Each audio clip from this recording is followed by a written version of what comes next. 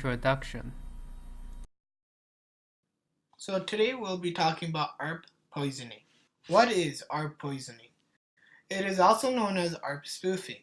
ARP poisoning is the process of sending ARP messages to an Ethernet switch or router with fake MAC layer 2 addresses in order to intercept the traffic of another computer. So up here you can see the OSI layers, and layer 2 is the data link, and uh, Ethernet would be an example of the communication part of it. So there's three methods of this attack: IP, DNS, and ARP. So IP ARP spoofing. The hacker sends packets from a spoofed IP address to disguise him/herself. Commonly used for denial of service, the hacker can send more data than what the link can handle. ARP spoofing is the IP address of the hacker is linked to the MAC address of the victim. So any packets intended for the victim will be sent to the hacker. Common scenarios for this: the hacker can steal personal information or modify messages in transit. DNS ARP spoofing, an attack towards DNS. It diverts traffic from the DNS from the original source to the fake ones. Hackers can also divert DNS replies to him/herself. And now we're going to look at a couple of the roles available. So here in the first picture, you can see the hacker/the man in the middle is basically eavesdropping between two conversations. And in between that eavesdropping, scenario, he can get personal information about the victims. It's basically his intent to do whatever he wants. Another scenario is it doesn't have to be between two victims. It can actually be between a victim and an organization. In this case, will be a victim and a bank. And the man in the middle can get personal information like password, security codes, or anything for his purpose. So whom it may affect? So ARP poisoning is commonly attacked on the data link layer, not the network layer. Victim of ARP poisoning will be on the local area network. Technical discussion. Hi, my name is Jason and I will be talking to you about the technical portion of this assignment and the security risks. So some of the security risks for ARP poisoning will be miscommunications between the victims. This is simply because there's an attacker on your local area network. This attacker is considered the middleman, and so what this middleman will do is pretty much he will become the admin of the network and control everything that's being sent across this network. So if you have two victims, victim A is sending a message to victim B or a file, the message might never get to victim B from victim A, and this is because the attacker or middleman will control where the file goes, what can happen to the file, such as a modification or injection of malware, and the file could just be dropped entirely itself.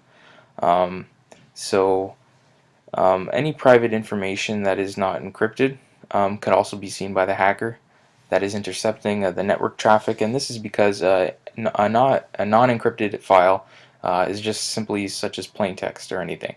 But if you have it encrypted, it's usually hashed or backed up or encrypted by some sort of algorithm that is not easily visible, especially to such an easy attack such as ARP poisoning, which can be done fairly simple.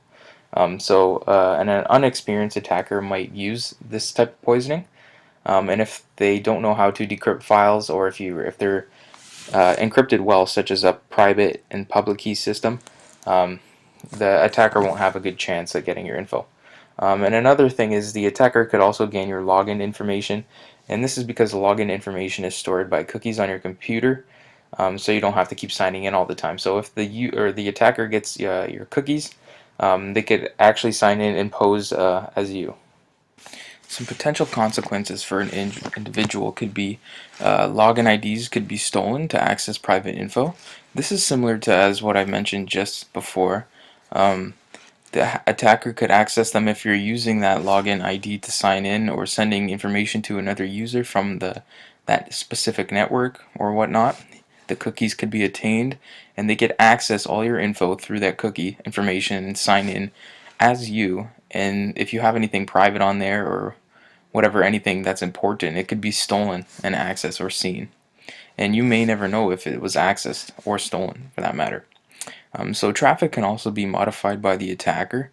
The attacker can choose to redirect the traffic to someone else, modify a file, for example, or inject it with malware, or even drop the file itself so it would never make it to its final destination. So if you get an infected file, you're obviously not getting the original file. It's been modified, it's been tampered with, and it's not going to be safe to use. So, and if the user or if the attacker redirects the file to another user, he could also send it to your MAC address, and this would cause an overload, which is also considered a denial of service attack, because you won't be able to connect to the network. You'll instantly disconnect, or you'll just continue to get errors, as it's causing so much overload to your MAC address. That's why it's considered a denial of service attack, because you cannot use the computer anymore online. And like I said, the traffic can be stopped entirely. Pretty much, the attacker is sitting in the middle between you and your destination target, and he is what they call a middleman. And this middleman is pretty much the boss of the network. And once to become the boss of the network, they can choose what they do. So he can stop the traffic entirely or send it to someone else. Now, some potential consequences for an organization are quite similar to the potential consequences for an individual, but at a greater extent for risk. So the attacker can still gain access to an organization's logins, depending on who's using the login IDs at the current time. And it's pretty much the same, because the attacker can modify the traffic. So the organization could have received malicious files or modified files, or they won't even get the files. But it's always a greater risk, because an organization most likely has more private data, and it's more detrimental to an organization than just one single party. So if the attacker could steal or access private data on an organization, the possibilities could be endless. You could be talking about credit card info, social insurance numbers, all sorts of different things. But if you just have one person that's information is getting stolen, it's a lot less risky or dangerous, or on a scale, it's a lot lower risk than a whole organization being attacked. A good way to prevent ARP spoofing is to use packet filtering. So essentially what packet filtering does is it checks the header of each file when it's being sent to make sure it matches its end destination. It can also check which port it's going to, and it will decide if it wants to accept or drop the file. So this is commonly used in more bigger organizations, just to avoid such things as ARP spoofing, because you have to take in all risks. You don't want anything super small like this ARP spoofing, someone to come in and just take all your info. So another way to prevent it is to use secure communication, like Hypertext Transfer Protocol, secure, over just the standard. So the S stands for the secure, and this will pretty much, it uses certificates, and it's similar to like a private key and a public key online. So you have to kind of accept like permissions when you're going online. It's not just like HTTP when you can just go on and access. So it's more secure. A spoofing detection software is very similar to packet filtering. It does the same thing. It detects whether the file or whatnot you're sending is similar to the original or is the original, and if it's not, it will decide to accept or drop the file. So another way to do this would be encrypting data when it is sent.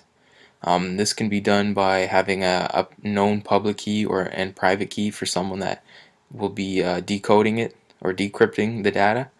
So this is very smart, because if someone, an attacker, would access your files, they wouldn't know how to decrypt them if you use a proper algorithm. So your data is more backed up, more safe.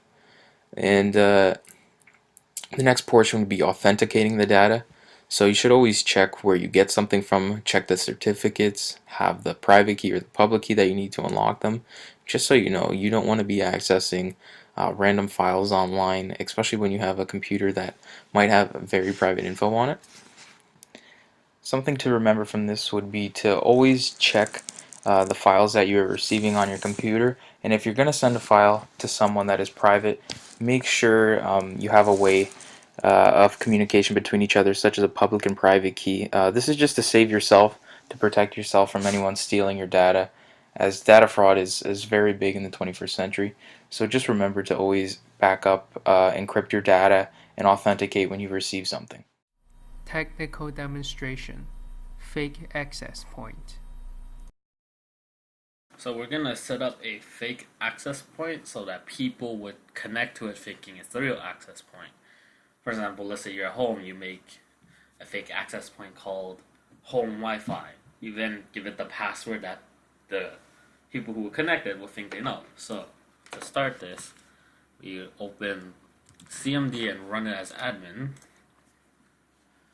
Now, first thing we do is we make sure our laptop itself is able to broadcast or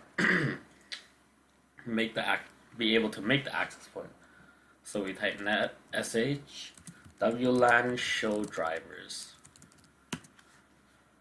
now that we've entered it, we look for hosted network supported yes. If it says yes, we can create that. You can create the fake access point. If it says no, well, you're out of luck.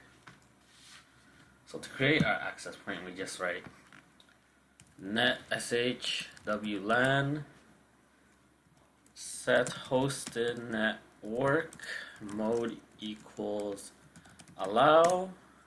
We skip now. We type SSID, which is what the name of the Wi-Fi network you create will be, or the access point will be. So in this case, I'll just call it test. And then key is the password of the. And you type key, and then for key you would type what the password for would be. So once again, I'll just call it test 1 2 3 4. Enter. Now it'll tell you host network mode has been set to allow. SSID of host has been changed, and the key passphrase of the hosted network has been successfully changed. Now we have to start our hosted network. So net sh wlan start hosted network.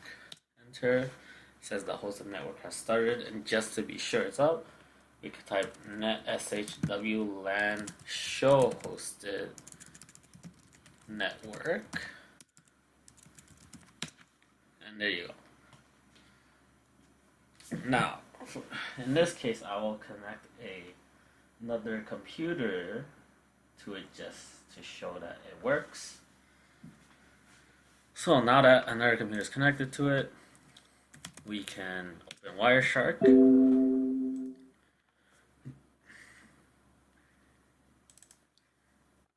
Select Wi-Fi, and now it's just recording everything that's being done on this network. So, for example, they go onto a site where they can type in a username and password. We'll do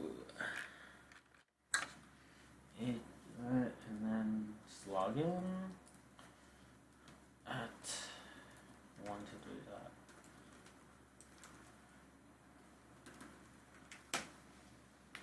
And then so now they logged into a site. We'll now search for the site. So we type HTTPE request method equal post.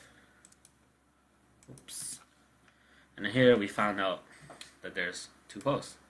Now we right click one of them, click follow TCP stream. Now we just look or type in, find here, pass, and you'll see that they put their email would have been 234 at 04123.com, and their password would be equals 123QWE. And that's how you would create your own fake access point to potentially take someone's passwords. ARP poisoning. So in this example, we are going to use ARP poisoning. ARP poisoning is when you act as the both client and server to intercept the packets that are being sent in between the client and server. So in order to do this, I will use a program called Cain and Adel, or Cain and Adel, I can't pronounce it. We'll then go to start, click start / stop sniffer, go to sniffer, and then we'll click the plus sign and we'll have it run through all the available hosts in this subnet, and you'll find a list of hosts right here. In this case, sometimes you would just search through hoping to find whatever target, or you just pick one at random. But in this case, 0.23 is the example computer I'm going to use, so that's what we're using. Here we go to APR, and then we'll go to we'll click in here, click the plus. We'll then find the 0.23. We'll find the default gateway that you're both connected on, which is 0.1. And then you click OK, and then you click this button, which conveniently allows you to ARP poison. You start it, it's poisoning,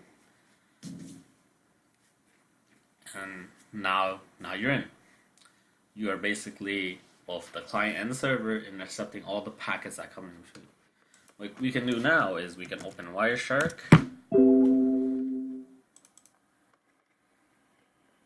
Select this. Essentially, if they were to log into a site,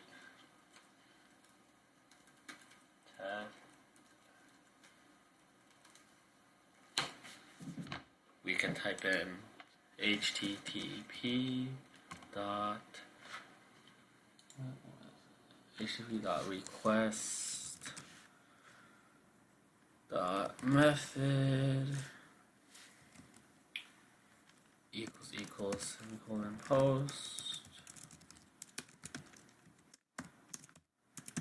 enter, and now that we can see here there's one option. We'll open it, go to follow TCP stream, and if we look carefully, we find out that there's an email and a password.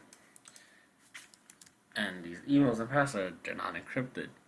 So if this was a real account, it'd be whatever at something.com, password 123, and knowing the people in this world, a lot of people just use the same password they would use for their main email. If there was a Gmail, you could try going on test@test.com, trying to password 123, and there is a decent chance you'll be able to enter their email. You can see how this is quite useful. If you were in a public network, you ARP poison, you clicked you could poison multiple really. You sniff their traffic or use Wireshark to see the traffic. You look through the post, you find passwords if they log on to unencrypted sites. You get passwords, emails, and if you're lucky, the passwords and emails will work on their actual Gmail or Hotmail site. Thank you.